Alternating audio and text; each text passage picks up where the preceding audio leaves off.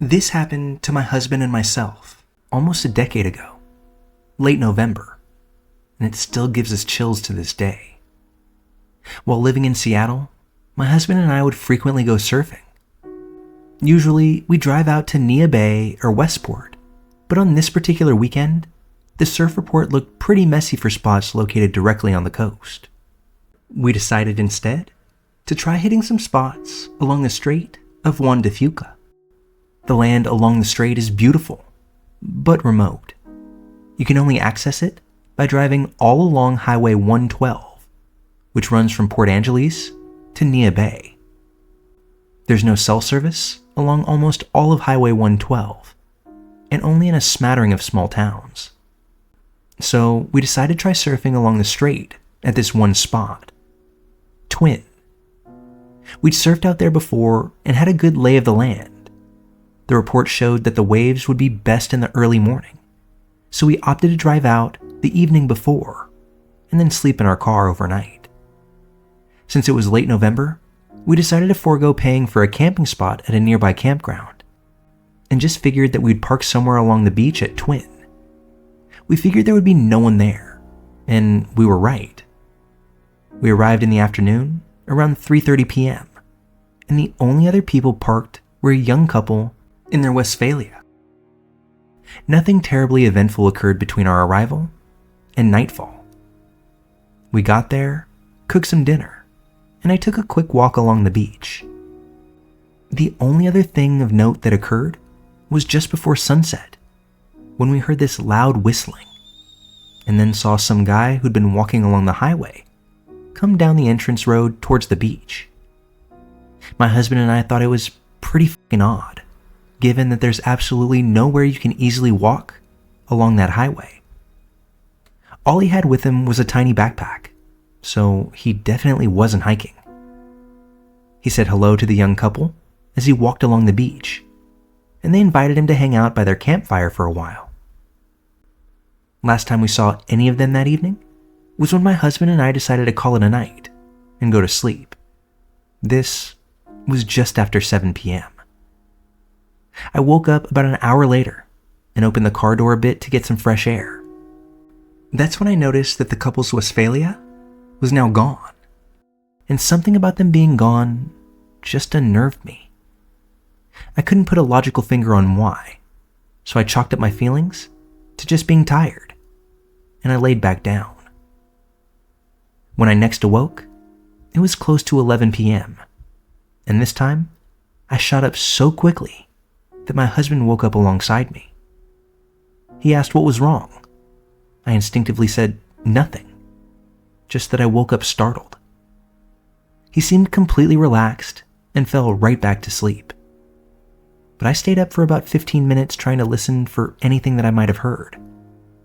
In hindsight, I think my intuition was screaming to me that something was off. Since I didn't hear anything, I laid back down and really tried to focus on getting some sleep.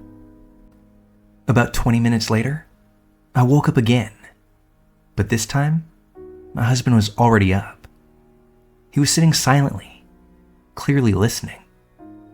Him sitting so still freaked me out, so I turned on the interior car lights and asked him what was up.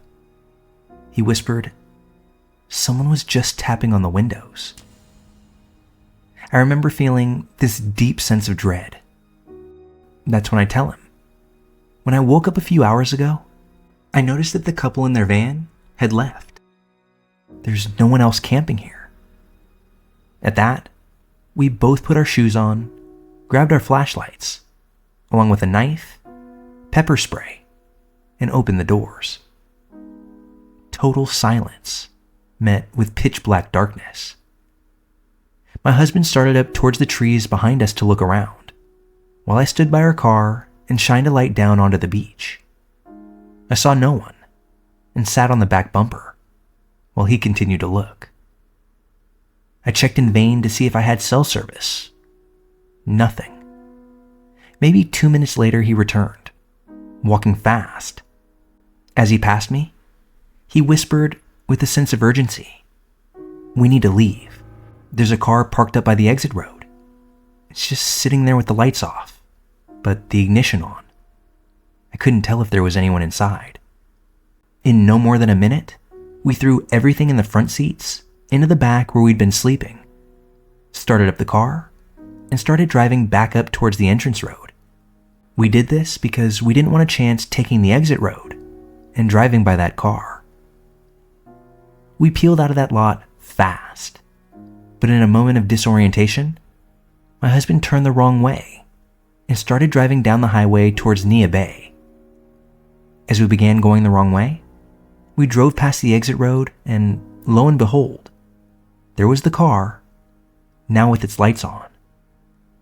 A few seconds later, we both noticed that the car was speeding up behind us. I practically screamed, "What the fuck are you doing? There's basically nowhere to turn around." The highway is narrow, with a forest on one side and the ocean on the other. Luckily, we saw a small turnout coming up. I remember my husband repeatedly saying, "Fuck," obviously voicing his discomfort in the situation, before cutting hard to the left. And as soon as we cut left, the person or people following us just kept on in the same direction. We took off back down the highway going like 90 back towards Port Angeles.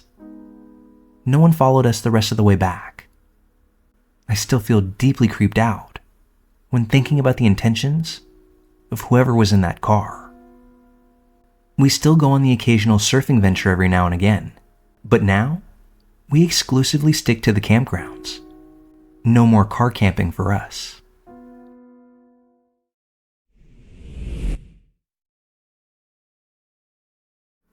I happen to live in a small rural community in the eastern United States. It's a nice little town. Because of my work in the medical field, I've met some interesting folks.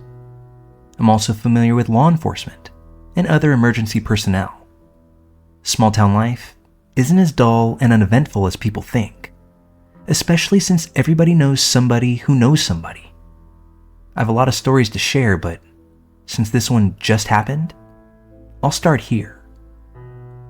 Because it's very recent and the investigation is still ongoing, I have to be vague with some details, but I needed to tell someone. I'm single and live alone, and due to a stalker, I've moved twice, but that's another story for another time. However, it is relevant for this story for multiple reasons. The first reason being that I have a dog for the sake of protection, as well as having motion sensors and outdoor security cameras. The second reason being the location of my home, which is literally down the street from the fire department and a couple blocks from the police station. However, next to the fire department is the road department, which is basically a parking lot where they park their road equipment and empty garbage trucks at night and on weekends. Oddly, this lot doesn't have a security camera. Small town life, I suppose. My house sits on a hill with a good view of that side of the street. Due to the incline, the large trees in the front yard, and the half cornfield on the property next to me, most people in the street below wouldn't notice me in the backyard unless they were actively looking. However, I can see the street clearly. This incident happened a few Saturdays ago. The county was holding its annual Independence Day spiel with a community barbecue, music, fireworks, etc. I didn't attend because it's just not my thing. Plus, my dog and the sound of fireworks don't really go together. Before the big show, I took the dog out to relieve herself in the backyard. There was still at least an hour of daylight, but the entire neighborhood was pretty quiet because most everyone was at the fairgrounds or various other holiday events. So when an unfamiliar, large white pickup truck drove slowly down my street, I noticed it. It must have turned around at the end of the street because I saw it again, moving in the opposite direction, only about 20 seconds later. This time, it turned into the parking lot of the road department.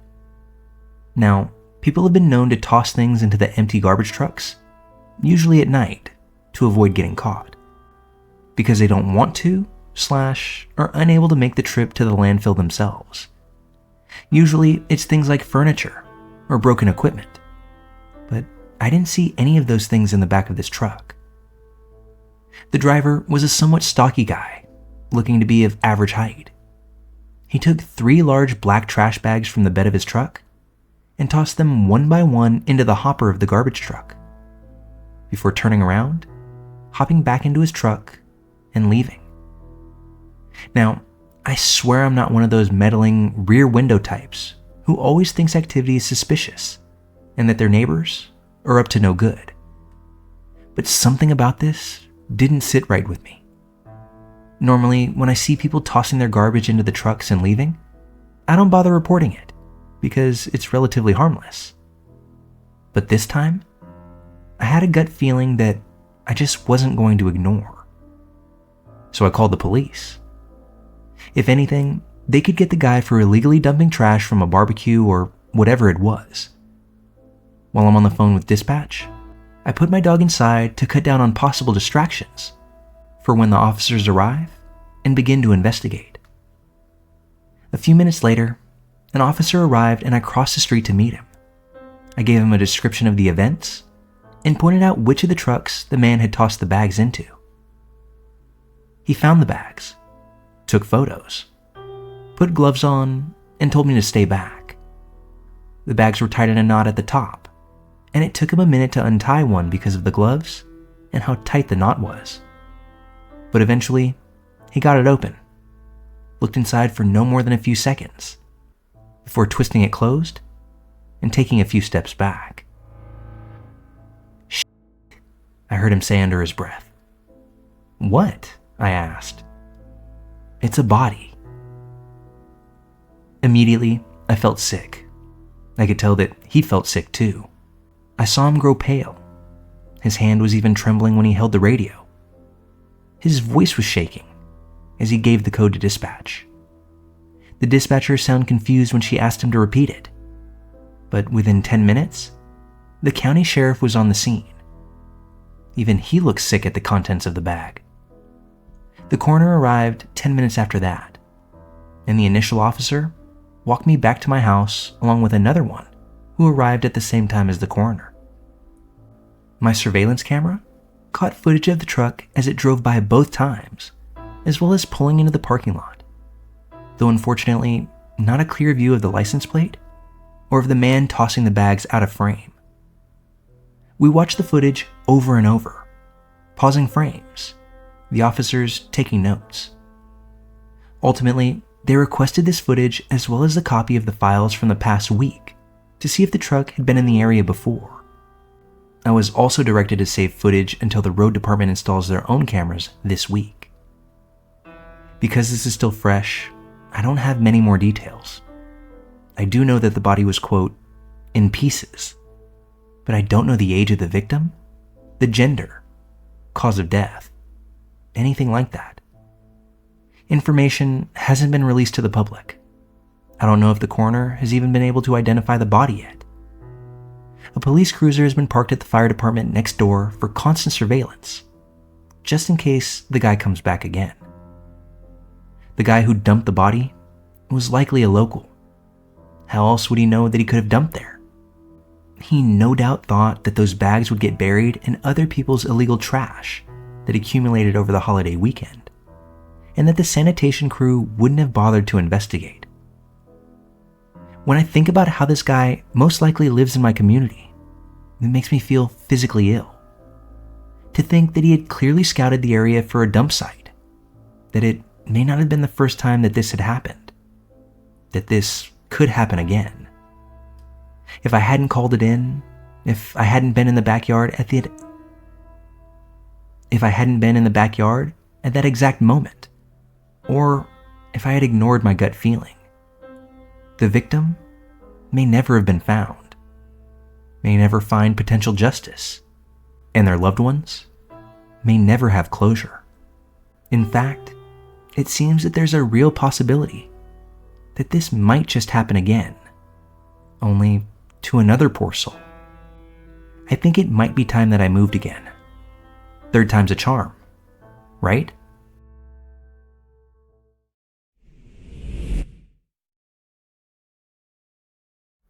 So this happened earlier this year.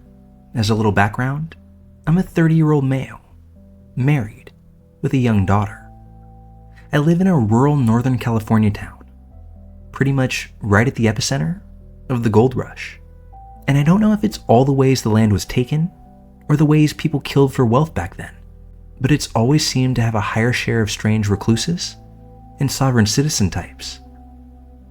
That being said, this isn't a haunting story or strange people of the woods story, but it was by far the most frightening encounter I've ever experienced as a father. Some time ago, I ended up with an extra day off, and my wife and I decided to go for a drive and check out a semi-local gun show. From time to time, I will get tables at them and have friends who do them regularly, so we went to visit, as I'm always looking for obscure parts and pieces for old military weapons. Plus, I had some family that lived in the area of this show too. We had a hell of a winter last year, so unsurprisingly, it was a cold, gloomy day. We drove about an hour to get to the show and knew the promoters, so we walked right in. As I was passing tables in search of the right stuff, I was carrying my daughter with me. She's very small and ridiculously cute, so everyone wanted to look and ask about her, which is pretty normal from what I've observed for parents. At times, you even draw a small crowd, usually of sweet little old ladies and even some grandpa types. As a side point, I had one grumpy lady telling me my daughter was way too young for this type of show. I looked at her confused and said, "She's like 3 months old. She's never going to remember this." But back on topic. There was one man who seemed a bit more excited than most men his age, but he said that he had worked as an EMT and in the NICU for years, so it seemed reasonable that he was so happy to see healthy babies. As the afternoon went on, he passed us a few more times, moving against the crowd, and he even commented on how beautiful she was, once to me, once to my wife. As babies often do at that age, my wife soon needed to breastfeed our daughter. We went out to the car and had blinders in the back seat so she could have some privacy and keep the baby from distractions. I turned on the heater, locked the doors, and went back inside to help a buddy sell during a busier point in the show. About 10 to 15 minutes later, my phone starts ringing with my frantic wife on the other end. No more than 3 minutes before, I had noticed that law enforcement had gotten up and walked outside the show. It took a minute to calm my wife down, but apparently, that same overeager guy had followed us outside and had been watching closely. While feeding our baby, my wife got that sudden feeling that makes your hair stand up on end. She looks up from our little girl's face, and that's when she saw a shadow standing outside of her door, blocking it from opening, while holding the butt end of a flashlight right up against the window. After her brain had a moment to assemble just what she was looking at, my wife was ready to let out the shriek of all shrieks. But at that same moment, a sheriff pulled up, one who had also seen us go to the car. The officer asked what was going on, when that man tried to say that he was just talking to my wife, who rolled down the window just slightly and said that she was not talking to this man and didn't want to either. That's when the officer asked him his name, and when he turned around to run the man's name in the database, the man tried to scurry away. The name was fake, hence why the other officers within the show got up and left.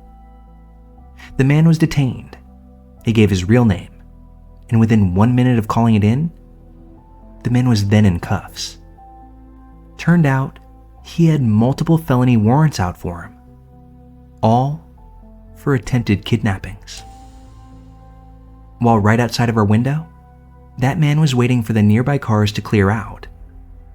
He was in the midst of trying to take my wife and my infant daughter. Had that cop not been right where he was, who knows how it would have unfolded. Too often, in stories like these, people are left wondering, where was the cop when I needed one? Well, this is the odd story, where luckily, The cop that we needed was right there.